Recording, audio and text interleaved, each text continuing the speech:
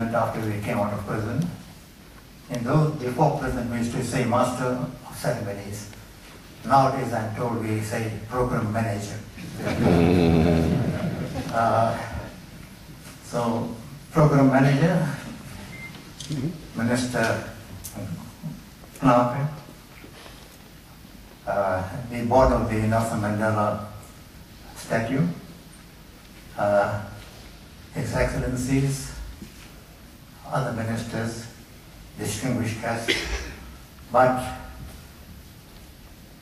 the most distinguished guest, with due respect to all of you, is our Archbishop Desmond Tutu. I say this because when we were in prison, Archbishop Tutu, together with Mrs. Susulu, Mrs. Mandela, they kept the flag flying in face of great dangers. And it is because of the efforts of the Archbishop, his colleagues, and the international community that we are able to stand here today before you. So thank you very much. I almost said Comrade Arch, but thank you very much.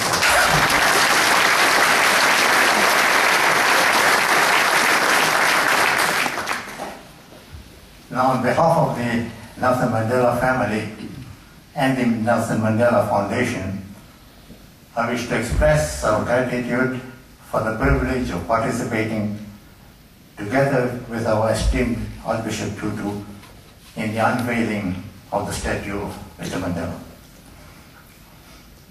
We regard this occasion as continuation of the close ties between the people of the Netherlands and South Africa, before and after the birth of our democracy in April 1994. In saying this, I believe it's appropriate for me to quote what Mr. Mandela himself would have said had he been present today. These are the words he uttered when he attended the unveiling of his statue in London. And I quote, "Though the statue is for one man, it should in actual fact symbolize all those who have resisted oppression, especially in my country. The history of struggle in South Africa is rich with stories of heroes and heroines, some of them leaders, some of them followers. All of them deserve to be remembered." Unquote. I had the privilege, together with Barbara Hogan, of being with Mr. Mandela last Monday, and I told him of the invitation we had had to represent him, and he was very, very pleased to hear this. And on his behalf, I wish to thank you very, very much again.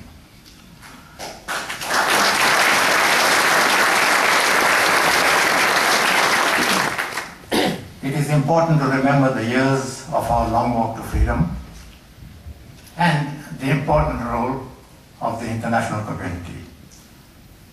Of course, the brunt of our struggle was borne by our people, which entailed immense courage and sacrifice, imprisonment, torture, assassination, hanging, and exile. A number of our people did not survive to celebrate the fruits of their sacrifices, the dawn of freedom in 1994. However, this is not in any way to diminish the very important role of the international solidarity movement, organized and spontaneous.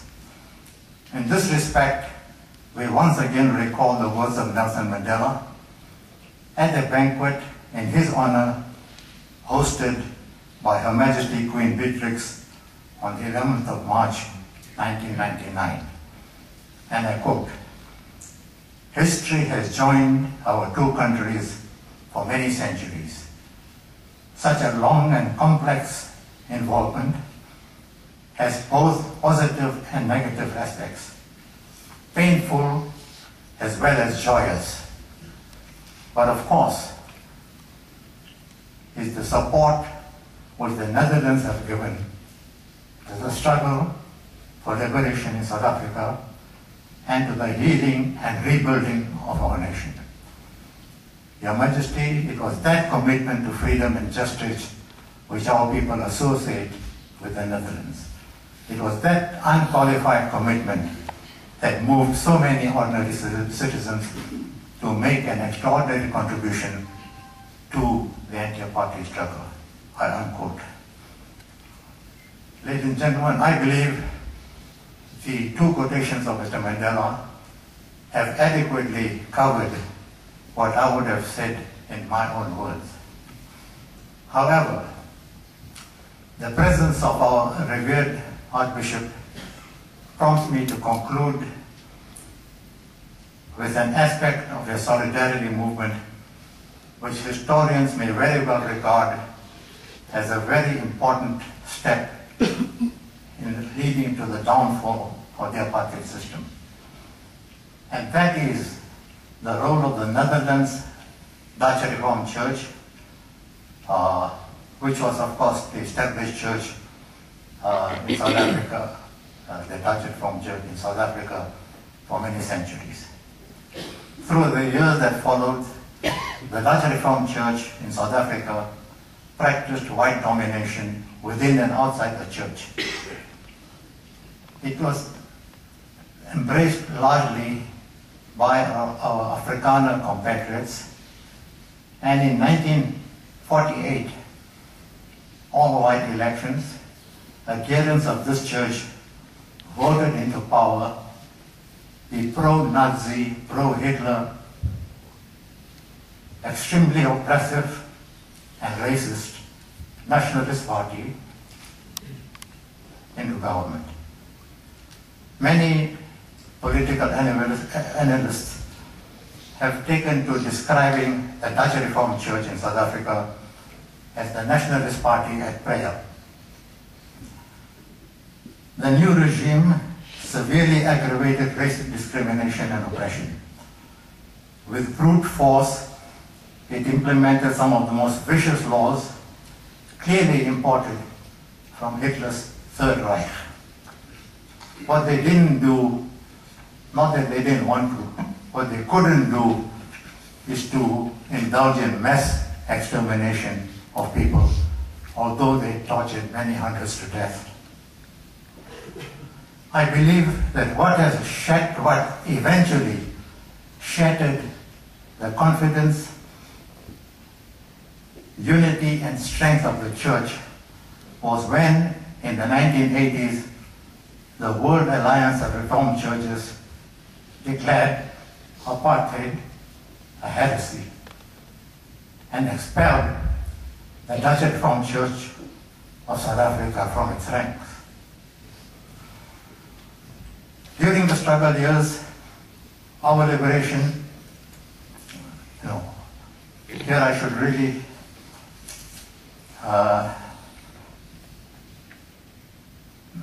Madam Program Manager, with your permission, we cannot come to the Netherlands and not remember Anne Frank. Here I can categorically claim that I speak on behalf of Mr. Mandela and many others.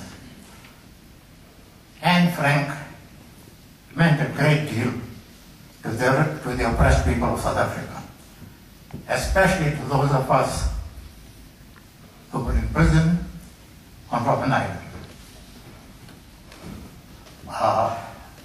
As you are quite aware that both myself and my colleague Barbara Hogan, who was also in prison, will testify to the importance of Anne Frank in prison. It may not be known that on Robben Island we managed to smuggle in, we were not allowed of course, but managed to smuggle in the diary of Anne Frank.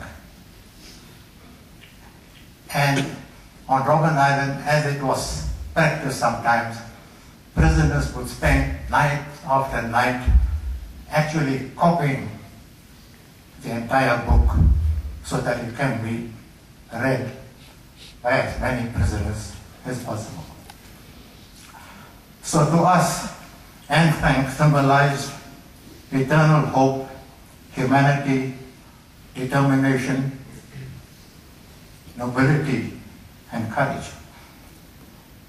To us, her message was simple.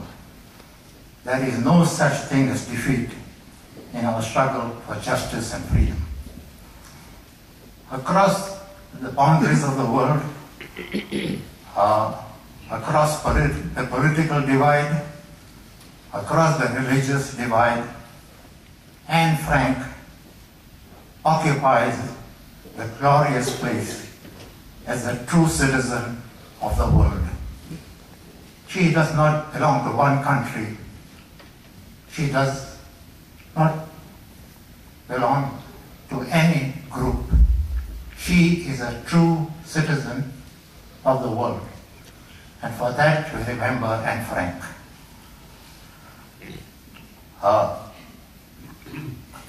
During the struggle years, our liberation movement became increasingly active and strong. At the same time, the international community, especially through the activities of civil society, continued to isolate apartheid South Africa as the pariah of the world. South Africa has traveled some way towards achieving our goals, but we cannot be satisfied. I conclude once again with the words of Mr. Mandela, quote, "I have walked that long road to freedom, but I have discovered the secret that after climbing a great hill, one only finds that there are many more hills to climb. I have taken a moment to rest, but I can rest only for a moment, for with freedom came responsibilities, and I dare not linger, for my long walk is not yet ended," unquote. Program Manager, I'm confident that through our efforts and the continued support and solidarity of the Netherlands, now that we have democracy, the continued support of the Netherlands and the international community, we will complete our road to a happy, healthy, peaceful, non-racial, non-sexist South Africa as one united nation under one united flag, one united national anthem. I thank you very much.